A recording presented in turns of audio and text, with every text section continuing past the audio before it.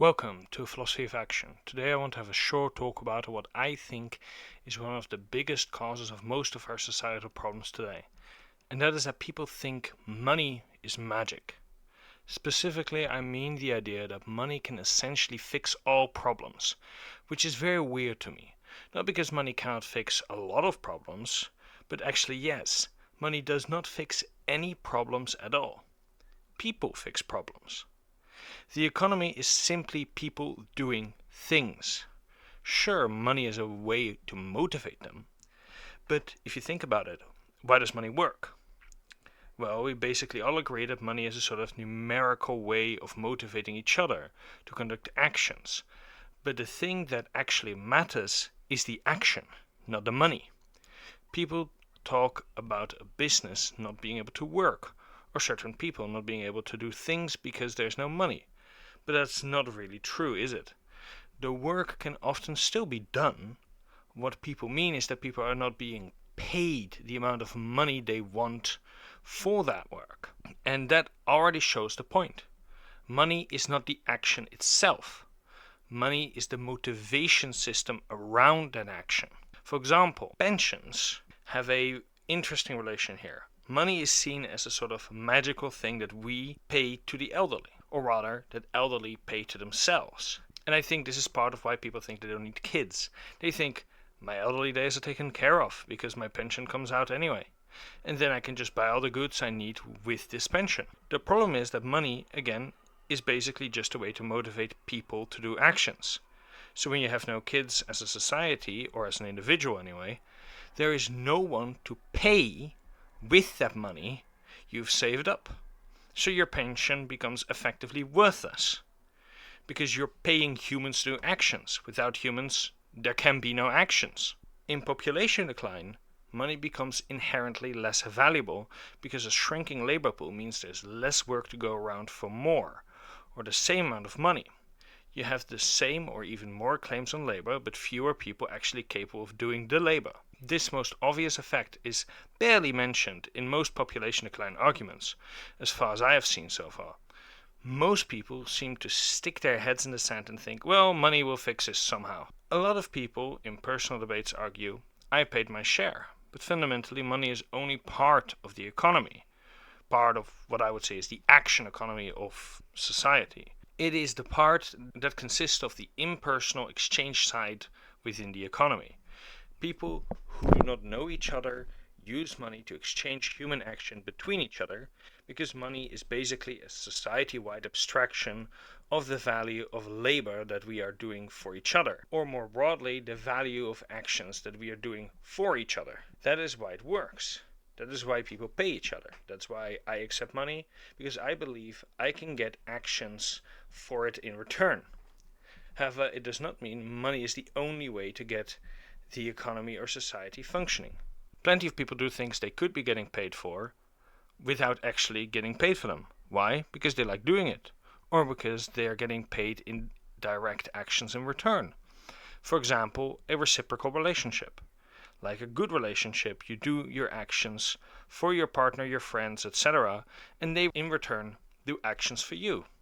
It is not numerical because it's a different type of relationship, but you are doing actions and they are giving you a kind of reciprocal action in return.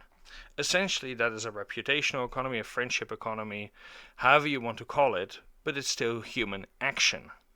And that is all money is, an abstraction of human action, or rather the perceived market valuation of certain human actions.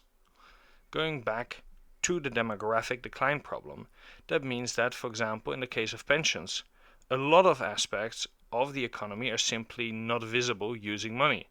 This is why a purely market-based system or thinking cannot work. A purely materialistic market-based view of society and the world is completely blindsided by the fact that there are loads of things people do that they do not exchange money for. An example is having kids.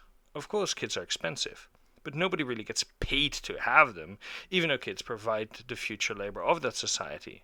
In effect, with pensions, you're not just saving money, someone also has to create the future labor that your money will depend on. Of course, a side note, I know people get some sort of subsidies to have kids, but generally it's not a net benefit. And creating that future labor means taking time out of your day, not getting paid for it, sacrificing sleep, money, freedom, and comfort, and doing all these things that generate a fully grown new person. Preferably, from the perspective of society, a fully grown new person who actually participates in the economy, who will then enact actions into that economy and society at large.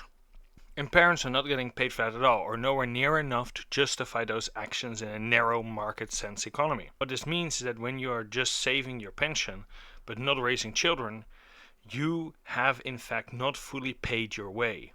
You have not paid your full fair share, because part of your fair share is those actions that other people have taken to secure the future that you want to buy with that pension. You have not done the full set of actions needed to generate a fully functional future that you can use your pension for. Similarly, with unemployment benefits or inequality, there is definitely a sense of corporate exploitation in capitalist systems.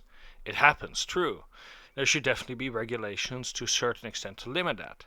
There should also be some kind of way for laborers to negotiate their labor price. After all, the capitalist is the full owner of the means of production. So you should have some way of organizing labor to create a fair negotiating position, monopoly versus monopoly. However, this does not mean that people who do not work are suddenly worth magic money. Because, well, we care about others. Sure. But again, what is money? An abstraction of action, human action. So what you're telling me is that someone who does not work needs other people to work for him and enact actions for him with no return in exchange. Because that is what giving them money does. They have not done anything in exchange and they are receiving access to essentially free labor from others. People are treating this as magic. They are saying other humans should get more money because they should be able to live. And I'm like, okay, but you know that requires actions from people, right? You are not flipping your magic wand of money and generating a life for a person. That's not what happens. You're giving people access to labor from other people in exchange for nothing. And lastly, in projects, people tend to talk about how more money will simply fix problems. But again, talking about the labor side of it, money is simply a way to buy labor to produce a certain action. When the supplier of those actions are limited and at full capacity, more money, at least in the short term, does not in fact fix the problems. But especially in government, people seem to think it does. Money is not magic. Money does not generate labor. Money does not generate capacity magically. All money does is provide motivation to have other people do things through this impersonal market mechanism. That's all it is. Think about that every time people talk about money. They talk about money as if it's magically generating all kinds of goods and services in our society. Money generates nothing. All money does is motivate action. Because all the economy is, and in many ways all human life is, trying to enact your will into reality or manifest your will into reality. However you want to phrase that. You have something you want, you have something you desire. You try to take actions to manifest that. You pay for it, you get a friend to help with it, you feed yourself, you build something, you raise something, you maintain something.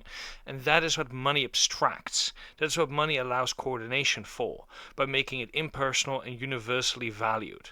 But fundamentally, it comes down to the will to manifest or construct something into reality. And then the human action needed to do so, which you are paying people to do. If those actions are not available, not trained, not educated, not raised into being living human beings, then that money has no use whatsoever. Therefore, looking at the economy, at human action and at human value only in terms of money misses the point entirely. Money is only part of the equation. not all of it. Have a good day.